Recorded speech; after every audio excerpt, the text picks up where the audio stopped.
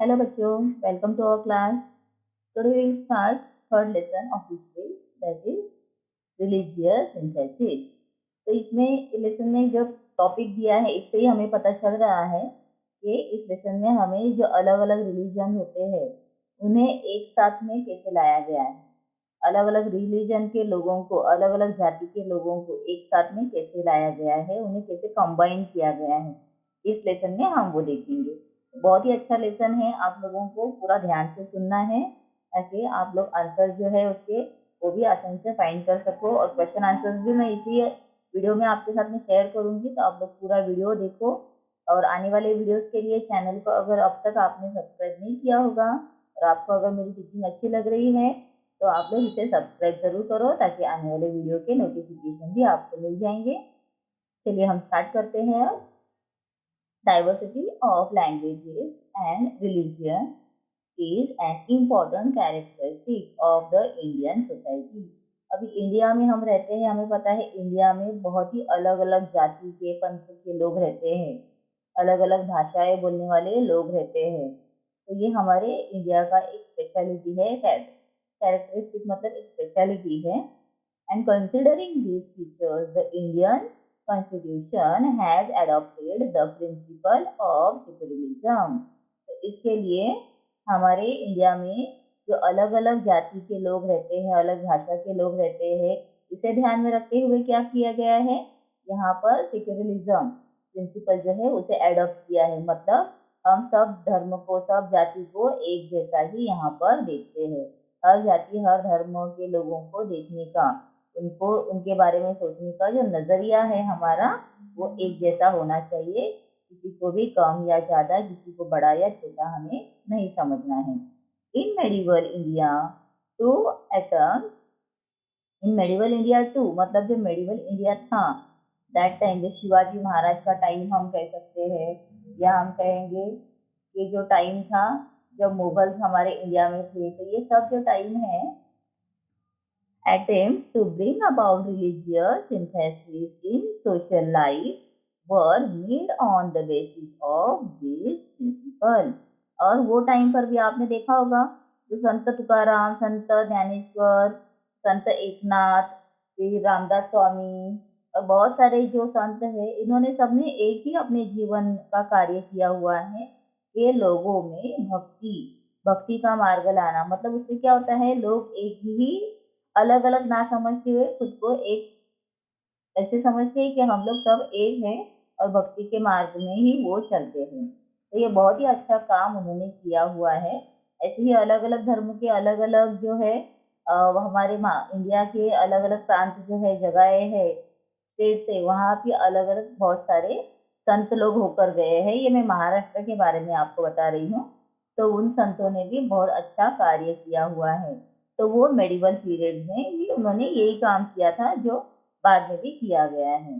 Then among these efforts, the Bhakti movement, Sikhism and the Sufi sect have a significant place। अभी जैसे मैंने आपको बताया, सिर्फ महाराष्ट्र नहीं तो हर एक जगह पर किया गया है। तो सिखिज्म कहाँ पर आ गया है ये आप देखोगे तो जो पंजाबी लोग होते हैं या सिख लोग होते हैं, उनमें भी इसी तरह का एक मूवमेंट था, भक्ति मूवमेंट था। फिर उसके बाद सूफी, एक मुसलमान लोगों का जो होता है, सूफी सेक्ट कहते हैं, तो वो भी बहुत ही उसमें सिग्निफिकेंट है। तो these different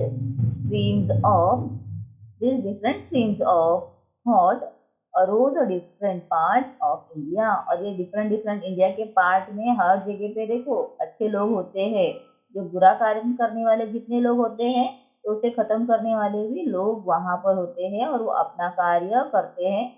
इसके लिए वो किसी भी तरह का ऐसे वो नहीं सोचते कि मैं काम करूंगा तो मुझे उससे कुछ बेनिफिट मिलना चाहिए। और सिर्फ अच्छा लोगों में एक अच्छी विचार लाने के लिए, अच्छी भावना लाने के लिए ही अपना काम करते हैं। They emphasize harmony between the different sects and religions along with devotion to God। तो उसके लिए वो क्या मार्ग अपनाते हैं, वो कौन सा रास्ता ले रहे हैं, डिवोशन ऑफ गॉड, भगवान की भक्ति करो। आप लोग सिर्फ भगवान की भक्ति करते रहो, आपको हर चीज में अच्छा दिखाई देगा। इसीलिए ये डिवोशन बहुत ही इम्पोर्टेंट है। तो अलग अलग जो लोग रहते हैं, जाति के लोग हैं, अलग अलग संप्रदाय से आए हुए लोग हैं उनको एक साथ में आकर ये कार्य करने के लिए उन्होंने कहा गया है। We shall study them in this chapter. और फिर आज हम इस चैप्टर में देखेंगे कि कौन से यहाँ पर ऐसे संत लोग हैं या जो लोग हैं जिन्होंने अच्छा काम करवाया है लोगों के अंदर एक सेक्युलरिज्म या फिर हम रिलीजियस सिंथेसिस जो है उन्होंने किया हुआ है, हम आज देखेंगे। Initially, rituals and Brahmanyans were greatly emphasized in the Indian religion's life. In the medieval period, they gave way to Bhakti Marga. तो उनको कौन सा भक्ति मार्ग की तरफ वो लोग ज्यादा बढ़ने लगे थे। द पाथ ऑफ डिवोशन, और भक्ति मार्ग का मतलब क्या है? पाथ ऑफ डिवोशन, डिवोशन करना मतलब भक्ति करना, भगवान का नाम लेकर कोई भी काम करना। या ऐसे नहीं है आप दिन भर कुछ भी काम करते रहो, लेकिन आप अगर भगवान को याद करते करते वो करोगे तो आपका मन साफ रहेगा, आपके मन में कोई भी बुरी भावनाएं नहीं आएगी, बुरे थॉट्स नहीं आएंगे। Bhakti Marga did not give undue importance to hierarchies, which further facilitates religion synthesis. In the different regions of India, we find different form of the path of devotion according to the local situation there. The Bhakti movement used the common people's language instead of Sanskrit. तो अभी भक्ति movement में आप देखोगे तो बहुत सारे जो श्लोक होते हैं या भगवान के किताब होते हैं ये संस्कृत में थे, लेकिन उसे क्या किया गया है? कॉमन पीपल तक पहुंचाने के लिए उन्हें उनके लैंग्वेज में बताया जा रहा है। इसीलिए this help the development of regional languages. This help the development of regional languages. जो रीजनल लैंग्वेज है वहाँ के उसमें भी डेवलपमेंट होने लगा था। इस वजह से बिकॉज लोगों को भक्ति मूवमेंट के लिए कॉमन लैंग्वेज बताई जा रही थी, संस्कृत के बदले कॉमन लैंग्वेजेस में बताया जा रहा था। तो ये जब हर बात अच्छे लोगों के थ्रू होती है तो क्या होता है, उनमें से हम कुछ अच्छे गुण सीखते हैं और अपने अंदर भी फिर डेवलपमेंट होने लगता है। ऐसे डेवलपमेंट यहाँ पर भी हो रहा है। Now bhakti movement, it is believed that the bhakti movement originated in South India. तो भक्ति मूवमेंट कहाँ पर स्टार्ट हुआ है? South India. तो ये इंपॉर्टेंट है, आप लोग इसे अंडरलाइन करके पहले रख दो फिल इन द ब्लैंक्स के लिए। अभी टेक्स्ट बुक के नीचे जो क्वेश्चन आंसर्स रहेंगे हम तो उसे करेंगे ही, लेकिन यहाँ पर जो एक्स्ट्रा क्वेश्चन आंसर्स होते हैं मैं अंडरलाइन करके देती हूँ, या ये क्वेश्चन आंसर्स के लिए भी आ सकता है, वन लाइन के लिए या फिल इन द ब्लैंक्स के लिए भी आ सकता है। तो आप लोग इसे ब्रैकेट करके रख दो। The Nayanar and the Alwar Bhakti movement emerged in this region. तो इस साउथ इंडिया में कौन कौन से भक्ति मूवमेंट एमर्ज हुए हैं? वहां पर स्टार्ट हुए हैं नायनर एंड अलवर। तो ये भी इंपॉर्टेंट है, इसे भी आप लोग अंडरलाइन करके रखो। फिर उसके बाद bhakti movement, okay, the Nayanars were devotees of Shiva. तो अभी नायनर्स कौन है? डिवोटीज ऑफ शिवा, मतलब शिव की भक्ति करने वाले, शंकर भगवान की भक्ति करने वाले। While the Alvars were devotees of Vishnu, और ये जो अलवर्स है वो किसकी करते हैं भक्ति? विष्णु की। So there were also attempts to consider Shiva and Vishnu as one and the same and bring them together. Then Harihar idols which depict half Vishnu and half Shiva were produced in these periods on a large scale. मतलब जो मूर्ति बनाई जाती है हरिहर, तो उसको क्या किया गया है? हाफ कौन सा है? विष्णु और हाफ शिवा का है। मतलब इससे क्या पता चल गया लोगों को? क्या हुआ कि शिव और विष्णु दोनों एक हैं। ये लोगों में एक भावना आ गई है, और इस वजह से क्या होगा फिर? शिव और हमारे अलग है, या उसमें कुछ एक लोगों में कुछ अलग से ऐसे नहीं होगा कि और हम दोनों अलग अलग है। तो अभी यहाँ पर हम दोनों एक है बिकॉज उनके गॉड भी एक है। तो ये एक अंदर उनके क्या हो गया? कंबाइंड हो गए, वो कॉम्बिनेशन आ गया है, एक जैसे विचार करने लगे हैं।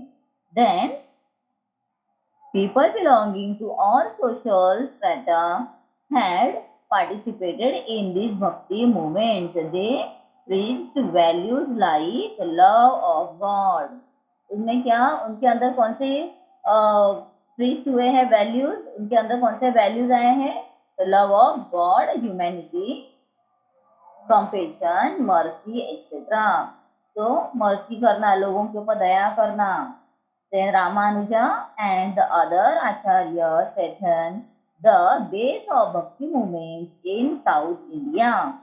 तो Ramanuja and other acharya South India में किसने स्टार्ट किया है? भक्ति मूवमेंट रामानुज। ओके, ये भी अंडरलाइन करके रख दो, थोड़ा लाइट है पेंसिल, आप लोग डार्क करके रखो। They told people that God is for all. God किसके लिए? फॉर ऑल, सबके लिए है। God does not discriminate. तो गॉड जो है, भगवान जो है, ये नहीं कहता है कि तुम अलग हो, सब एक जैसे है। उसमें तुम गरीब, तुम अमीर, तुम मुझे ज्यादा मेरे दान पेटी में पैसा डाल रहे हो या तुम मुझे कुछ नहीं दे रहे हो, ऐसा कभी नहीं सोचता है। For God all people all his, जैसे भक्त हम कहते हैं, वो क्या है? एक जैसे ही है। The teachings of Ramanujan had a great impact in north India also. तो रामानुज का जो टीचिंग था, उन्होंने जो बताई है बातें, वो साउथ इंडिया के साथ में ही नॉर्थ इंडिया में भी बहुत ज्यादा उसका इम्पैक्ट होने लगा, उसका असर होने लगा। संत रामानंद strengthened the भक्ति मूवमेंट इन नॉर्थ इंडिया। अभी और नॉर्थ इंडिया में, अभी साउथ इंडिया में कौन था? रामानुज। देन आप देखोगे साउथ नॉर्थ इंडिया में कौन है? रामानंद। तो ये सब बातें मैं अंडरलाइन करके क्यों दे रही हूँ? क्योंकि कभी कभी कुछ स्कूल्स में ऐसा होता है कि टेक्सचुअल जो आंसर है टेक्स्ट बुक के नीचे के, वही एग्जाम में आते हैं। ठीक है, दैट इज गुड, चलो ठीक है। बट अगर आपके स्कूल में टेक्स्ट बुक से एक्स्ट्रा क्वेश्चन आंसर आते हैं, क्योंकि टीचर्स भी बोलते हैं कि बार बार लेसन रीड करना है। व्हाई? बिकॉज आप लोगों को टेक्स्ट बुक में से आंसर्स फाइंड करने के लिए भी आ सकते हैं, या ओपन बुक टेस्ट होगा, ओबीटी होता है, तभी आप लोगों के लिए ये क्वेश्चन आंसर बहुत ही इंपॉर्टेंट होते हैं, इसीलिए मैं अंडरलाइन करके दे रही हूँ। तो प्लीज आप लोगों को ये करके लेना है। संत Kabir is a well known Sant in the bhakti movement. तो भक्ति मूवमेंट के ये संत कबीर एक बहुत ही फेमस, वेल नोन मतलब फेमस संत है। He did not attach any importance to places of pilgrimage. तो उन्होंने ऐसे नहीं है कि किसी, आप लोग भक्ति करते हो तो आपको भगवान की यात्रा के लिए जाना पड़ेगा काशी हरिद्वार, या फिर आप मुस्लिम हो तो आपको हज जाना है, या फिर आप किसी और धर्म के हो तो वहाँ का जो एक ऐसे सबसे पवित्र स्थान होता है वहां पर जाना, ऐसे वो नहीं कह रहे हैं। तो क्या कहते हैं? प्लेसेस, पिलग्रिम्स, व्रतस और आइडल वर्शिप। तो ऐसे वो नहीं कह रहे कि आप लोगों को ये सब करना है। For him the truth was God. उनके लिए सिर्फ गॉड है, और वो आपके दिल में भी है। अगर आप आंखें बंद करके उनकी भक्ति करोगे तो आपको गॉड वहीं पर मिलेगा, आपको स्पेशली अलग मंदिर जाने की जरूरत नहीं है।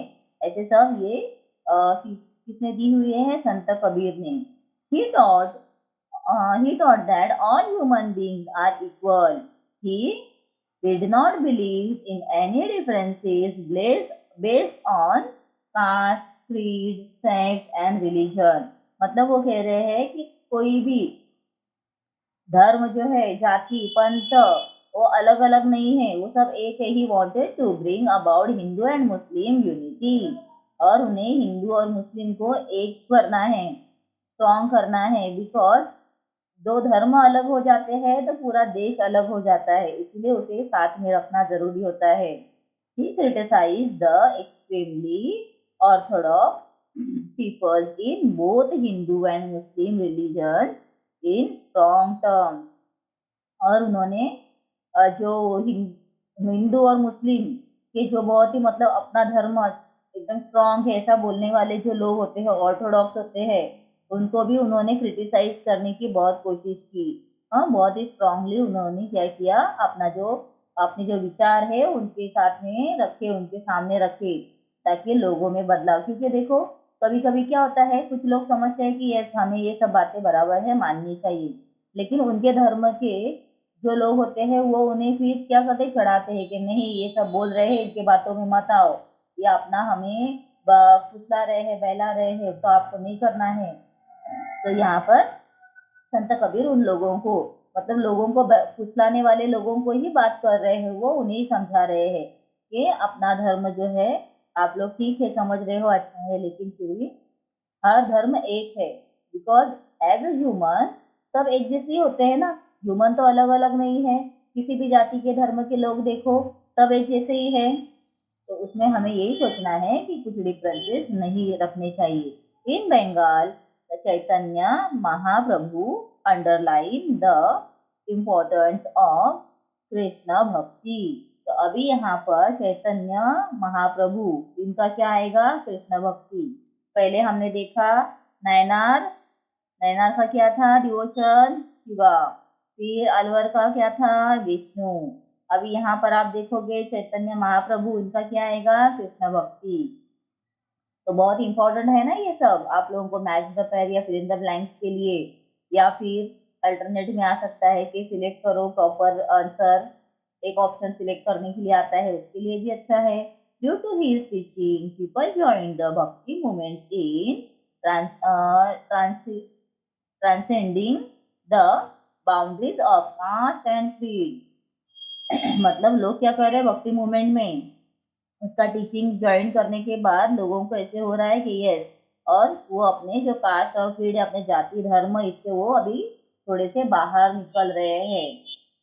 Under his influence Shankara Deva spread the bhakti movement in Assam. तो आसाम में भक्ति मूवमेंट किसने स्प्रेड की है, Shankara Dev. Then Narsinh Mehta was a renowned Vaishnava sant in Gujarat. तो गुजरात में कौन है, नरसिंह मेहता। देखो ये अंडरलाइन पहले भी किए हुए हैं मैंने, जब बच्चों को मैं सिखाती हूँ वो टाइम पर भी अंडरलाइन करते हैं, या बोर्ड पे अगर सिखाते हैं तो ये पॉइंट हम लिख कर भी देते हैं। बट अभी टेक्स्ट बुक में मैं डायरेक्ट दिखा रही हूँ, तो आपको मैं यहीं से अंडरलाइन करके दे रही हूँ। तो ही वॉज एन एरिडेंट, एरिडेंट ARADENT है, एरिडेंट डिवोटी ऑफ कृष्णा। मतलब वो कृष्णा के बहुत ही ऐसे जो कृष्णा का हम कहते हैं ना एकदम भक्त थे, ऐसे वो थे। ठीक है, बहुत ही कृष्ण के बारे में उनकी ही भक्ति करने वाले ऐसे थे वो। Then he gave the message of equality. अभी उन्होंने क्या दिया है मैसेज, इक्वालिटी, मतलब सब एक है। देखो हर एक में हमें यही सीखने मिल रहा है, ऑल पीपल आर इक्वल, सब एक है, इक्वल है, सब जाति धर्म एक है। He is known as the first poet of Gujarati language, और उन्हें हम गुजराती लैंग्वेज के फर्स्ट। तो अभी एक क्वेश्चन ऐसे क्वेश्चन आपको आया, who is known as the first poet of the Gujarati language, तो आप क्या लिखोगे वहां पर आंसर, नरसिंह मेहता। ठीक है। Then Sant Mirabai stress the importance of devotion of Krishna. अभी संत मीराबाई भी कौन है, ये लेडी है, संत मीराबाई जो है एक औरत है, और वो भी कृष्ण की बहुत ही बड़ी भक्त थी। She belong to the royal family of Mewar. तो वो मेवाड़ के एक, तो she belong to which family, Mewar family. She renounced all pleasures of the royal family and immersed herself in devotion to Krishna। मतलब उन्होंने क्या किया है, उन्होंने अपनी जो अपना जीवन है कृष्ण भक्ति में ही पूरी तरह से इमर्स कर दिया है, डाल दिया है, अपने आप को पूरी तरह से कृष्ण भक्ति में ही डाल दिया है। इसीलिए ही हम श्री कृष्ण के साथ में मीराबाई का नाम याद करते हैं।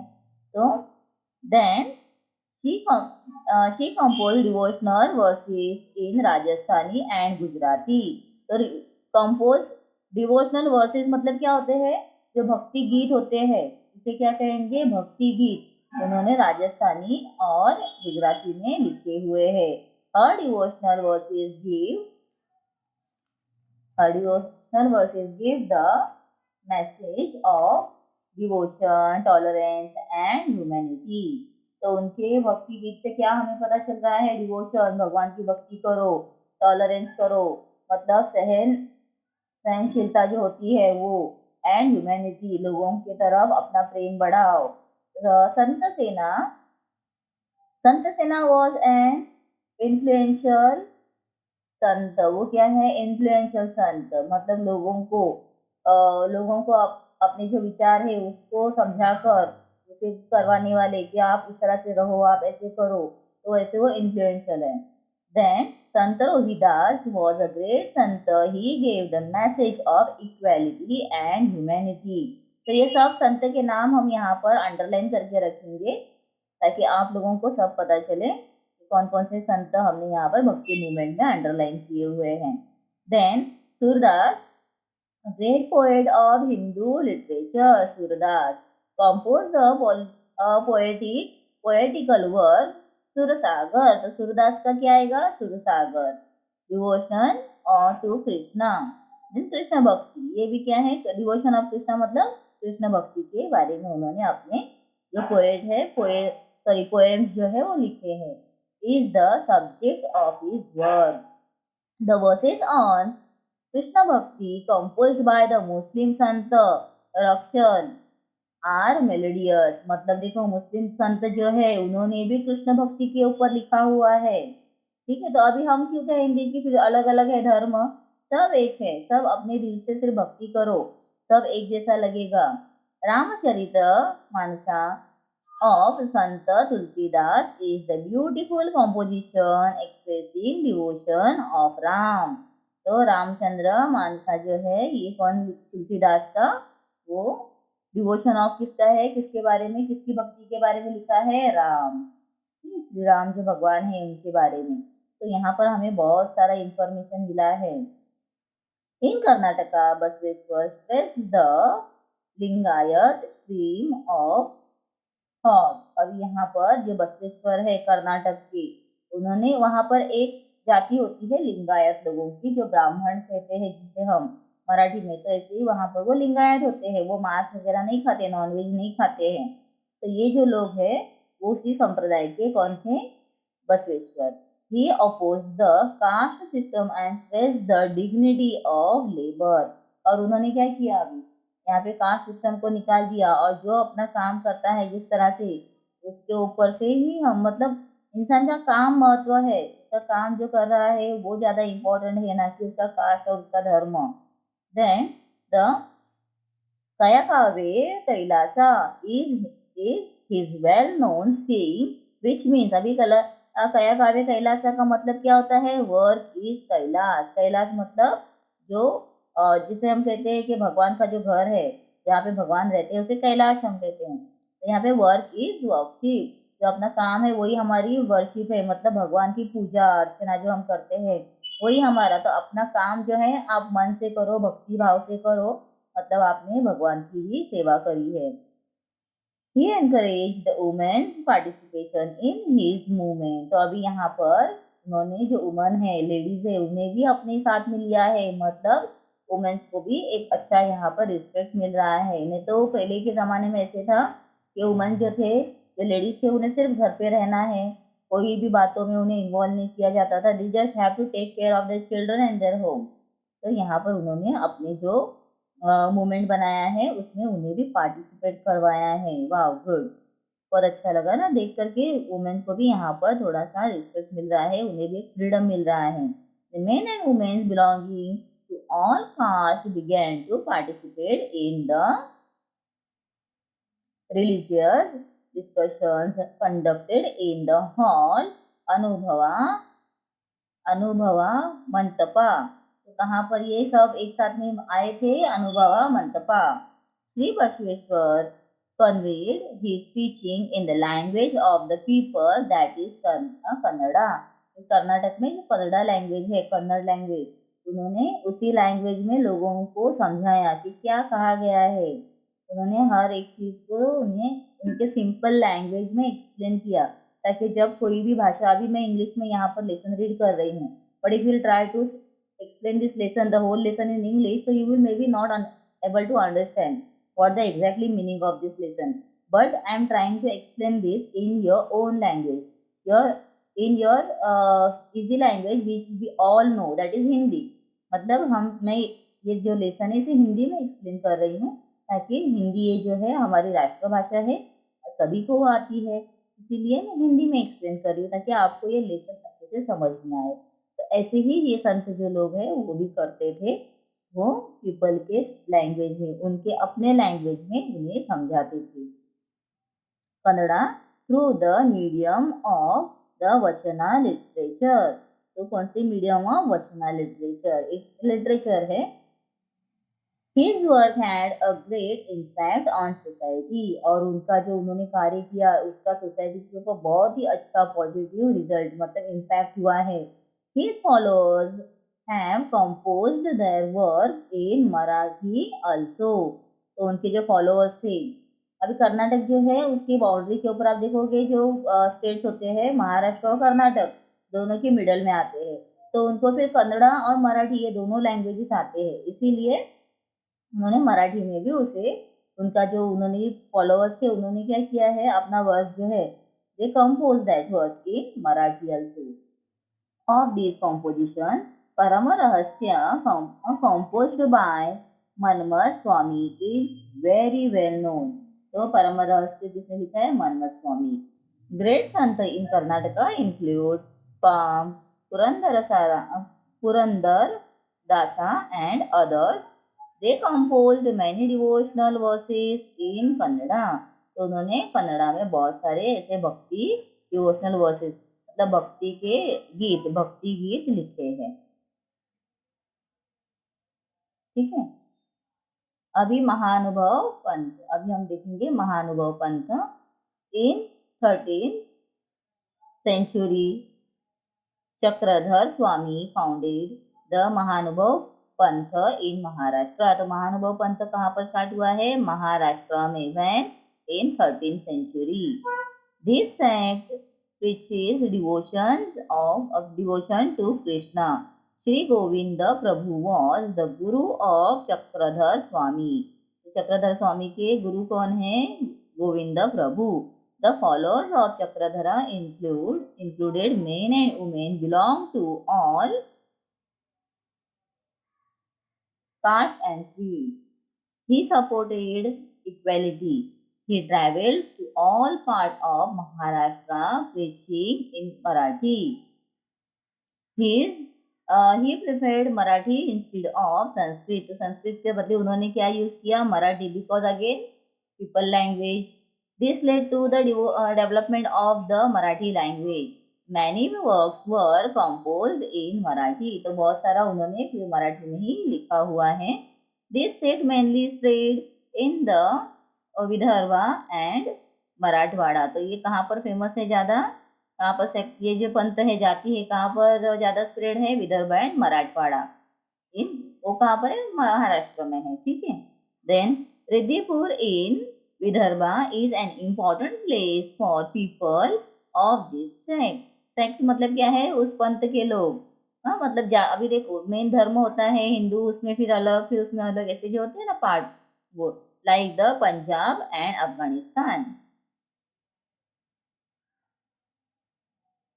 गुरु नानक, अब ये जो पार्ट है हम लास्ट में लेसन के एंडिंग में देखेंगे। Guru Nanak was the founder of Sikhism and the first Guru of Sikh. तो सिख के फर्स्ट गुरु कौन है? गुरु नानक है। ठीक है, उनके घर में देखा है ना आपने, गुरु नानक का फोटो भी होता है पंजाबी लोगों के घर में। His work has to be mentioned as a great attempt as religious synthesis।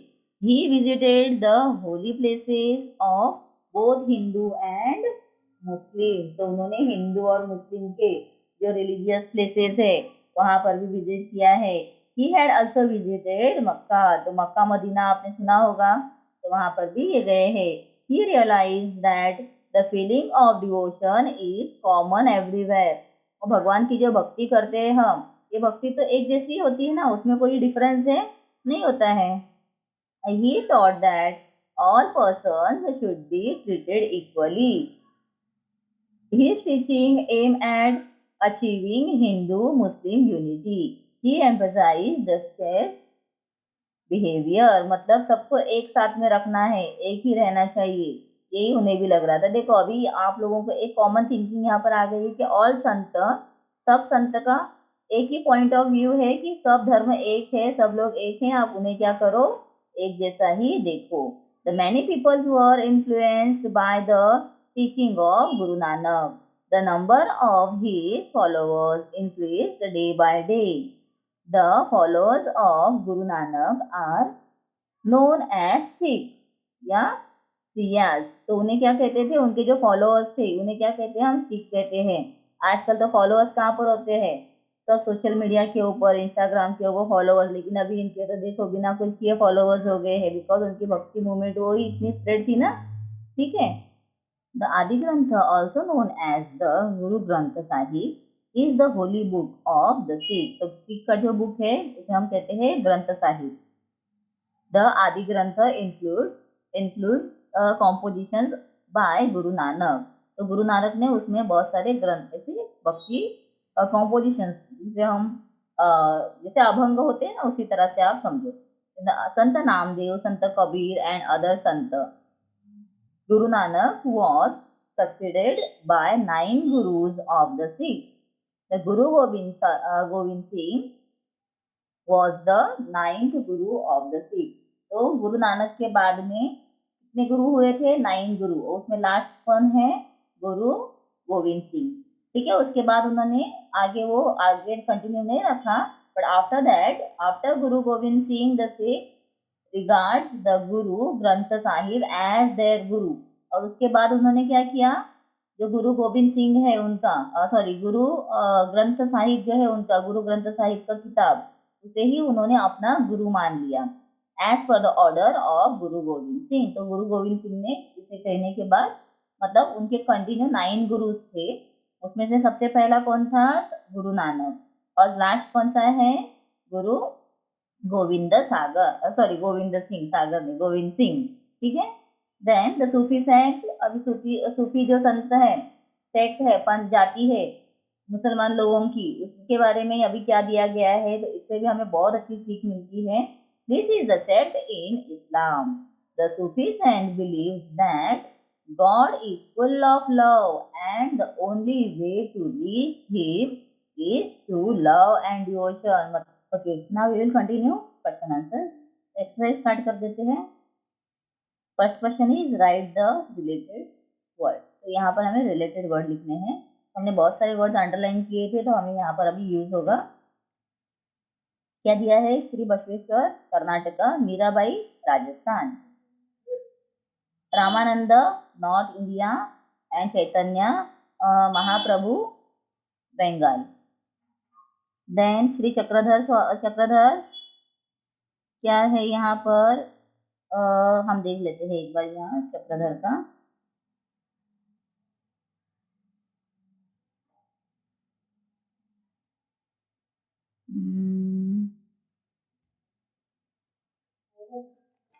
So that we have on page number 12, Chakradhar Swami founded the Mahanubhav Panth in Maharashtra है। तो महाराष्ट्र, तो यहाँ पर क्या लिखना होगा,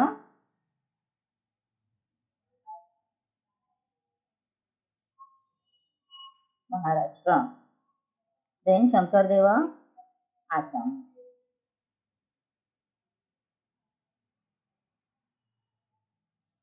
Okay, now second question, make the chart to show the people and work related to भक्ति movement. अभी भक्ति मूवमेंट में हम देखेंगे यहाँ पर कौन कौन है। बहुत सारे नेम्स हमने अंडरलाइन भी करके रखे थे। रामानुजा, देन उसके बाद संत कबीर, चैतन्य महाप्रभु, देन हियर शंकर देवा, देन नरसिंह मेहता, मीराबाई। बहुत सारे नेम्स हैं, वो हमें लिखने होंगे, और उनके आगे उन्होंने क्या काम किया है जो दिया गया है ये हमें लिखना है। बहुत ही सिंपल है ये। देन महानुभव पंथ दिया है सेकंड क्वेश्चन में, तो हम देखेंगे इसमें जो जो नेम्स दिए हैं आपको वो लिखने हैं, और उनका जो काम किया है उन्होंने, that we have to write. तो वर्क रिलेटेड टू में उनका जो वर्क किया है वो आपको लिखना है। फिर नेक्स्ट देखेंगे यहाँ पे सिखिज्म। तो सिखिज्म में आप लोग क्या लिखोगे, किसका नाम आएगा इसमें, गुरु नानक। ठीक है, गुरु नानक आएगा, उनके बाद में जो उनके आगे दूसरे संत दिए हैं उनके नाम लिखोगे और उन्होंने क्या काम किया है वो हमें लिखना है। जो अभी हमने अंडरलाइन किया हुआ है सारा वही आपको वहां पर लिखना है। Then write about it in your own words. अभी ओन वर्ड्स में आंसर लिखना है। संत कबीर बिकेम द रिनाउंड संत इन भक्ति मूवमेंट। तो ये आंसर बहुत ही सिंपल है। आप लोग यहाँ पर देखो मैंने अंडरलाइन करके रखा हुआ है, तो ये पूरा कंप्लीटली आपको यहाँ तक इसे लिखना है। ठीक है, 3.1 लिखा हुआ है ऑलरेडी मैंने। अब ब्लू पेन से जितना अंडरलाइन किया है आपको पूरा कंटिन्यू करना है। Then second question, the impact of sant Basaveshwar work on society. Basaveshwar जो है उनका सोसाइटी के ऊपर क्या इम्पैक्ट हुआ, उन्होंने जो काम किया है उनका सोसाइटी के ऊपर क्या इम्पैक्ट हुआ, मतलब असर हुआ। तो यहाँ पर आप देखोगे he encourage women's participation in his movement, the men and women belonging to all caste. ये पूरा अब लिखोगे। From here you have to start